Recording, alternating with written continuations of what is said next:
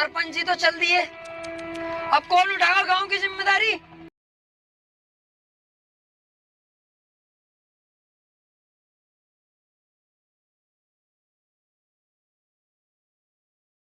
China हो गया, सबका इंटरेस्ट जो यूरोपियन कंट्रीज हैं 27, उन सब का इंटरेस्ट जो है इंडिया के साथ डील करने में है। ब्रिक्स में चाइना है, पाकिस्तान का बहुत अच्छा दोस्त है, लेकिन पाकिस्तान की बजाय इंडिया ब्रिक्स में है। तो क्या वजह है, क्या लगता है, और फ्यूचर में आपको क्या लगता है कि हमारे जो इस्लामिक है कि 80-80, 85-85 लाख रुपया जो है इनके घरों के अंदर साल का रिपेयर का खर्चे होते हैं, इनके गनमैनों के खर्चे होते हैं। आप मुझे बताइए, एक इंटरनेशनल टूर जो है इनका इन्होंने खत्म किया? नहीं किया।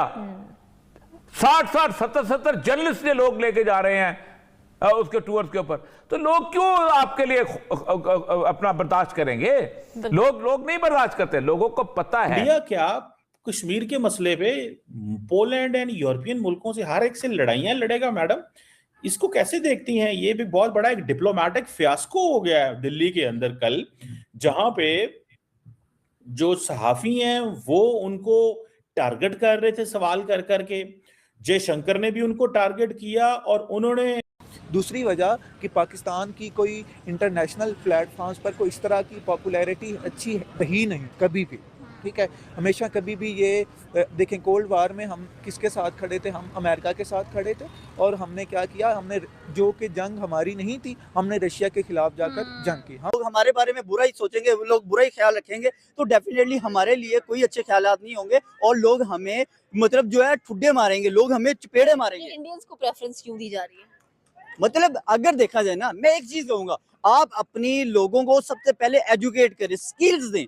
स्किल्स नहीं है, आप बेसिक नॉलेज का कोई फायदा नहीं। FA BA दोस्तों, पाकिस्तान के ऊपर लगे वीजा बैन और ट्रंप के द्वारा $1 बिलियन मांगने के पश्चात शहबाज शरीफ की हालत ढीली हो गई है और शहबाज शरीफ देश छोड़कर ही फुर्र हो चला है और पूरे के पूरे मंत्रिमंडल को लेकर अब ये छुट्टियां मनाने स्विट्जरलैंड जा रहा है और स्विट्जरलैंड के दावोस के लिए रवाना हो चुका है, सज धज के, टोपी लगा के और चश्मा लगा के। अब वहां पर वर्ल्ड इकोनॉमिक फोरम की मीटिंग होने वाली है। अब वहां पर वर्ल्ड इकोनॉमिक फोरम की ऊपर बातचीत होगी, तो इसमें पाकिस्तान का क्या लेना देना है और पाकिस्तान का प्रधानमंत्री क्या दुनिया को दे सकता है, ये खुद पाकिस्तान के मीडिया वाले पूछ रहे हैं। क्या दुनिया भर को तुम गधे एक्सपोर्ट करोगे या फिर आतंकवादियों को एक्सपोर्ट करने जा रहे हो? तो वहां पर जाने की क्या जरूरत है? और यदि अकेले जाते तो ठीक थी, इनके सारे रिश्तेदार जो मेंबर इनके मंत्री हैं, उनकी पूरी फैमिलियां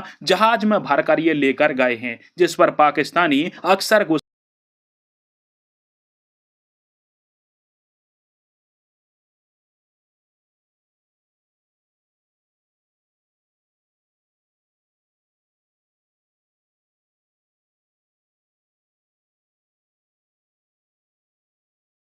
चाइना हो गया, सबका इंटरेस्ट जो यूरोपियन कंट्रीज हैं 27, उन सब का इंटरेस्ट जो है इंडिया के साथ डील करने में है। ब्रिक्स में चाइना है, पाकिस्तान का बहुत अच्छा दोस्त है, लेकिन पाकिस्तान की बजाय इंडिया ब्रिक्स में है।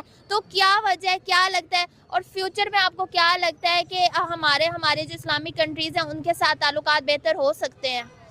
देखें, पहली बात तो ये है कि ये आपने बिल्कुल एक हकीकत पर मबनी बात की कि जो यूरोपियन कंट्रीज़ हैं या जो इवन बाकी के जो ममालिक हैं जो कि सुपर पावर्स में जिनका शुमार होता है, या आप कह लें जो पूरी फर्स्ट वर्ल्ड है, और रशिया समेत, रशिया तो बिल्कुल इंडिया का एलाय रहा है शुरू से, तो उसकी क्या वजह है कि वो इंडिया के साथ जाकर जो है वो बैठते हैं? उसकी पहली वजह तो फिर वही इकॉनमी है, ठीक है।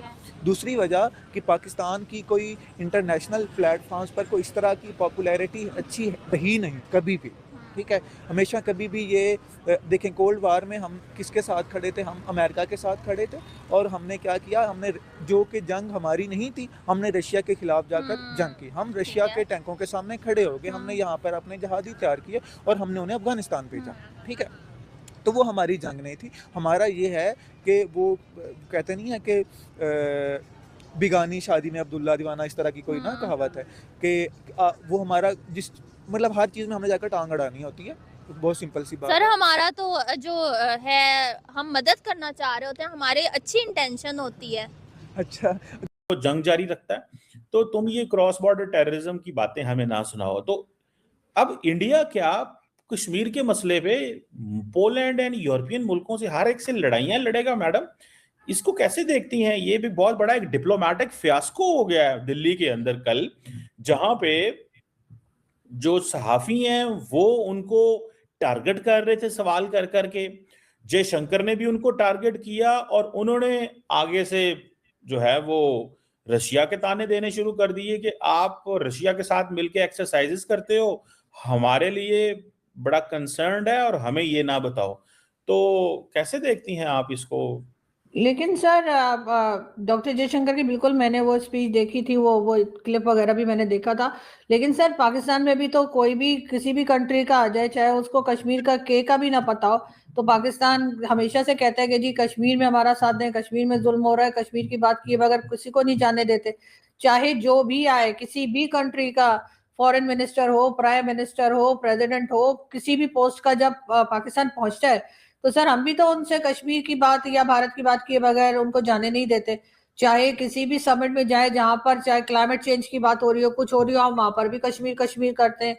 फूड शॉर्टेज पे जा रहे हो, चाहे कहीं जाए, बिलावल भुट्टो जरदारी जब फॉरेन मिनिस्टर थे और वो भी किसी समिट में गए थे, मेरे ख्याल है फूड शॉर्टेज थी या कुछ था, तो वहां पर जाके भी वो कश्मीर कश्मीर कर रहे थे। तो सर अगर हम कर सकते हैं तो दूसरा क्यों नहीं कर सकता? दूसरा भी जाहिर है फिर वो कश्मीर कश्मीर करेंगे और दोनों तरफ से ये चलता रहेगा जब तक कश्मीर का कोई सही हल निकल नहीं आता। लेकिन जो मर्जी करें, लेकिन ये कह देना भाई कश्मीर की बात करें ना। अब वो क्या पोलिश फॉरेन मिनिस्टर इस्लामाबाद आए, उन्होंने कहा जी कि यूएन चार्टर के तहत मसले को हल करें।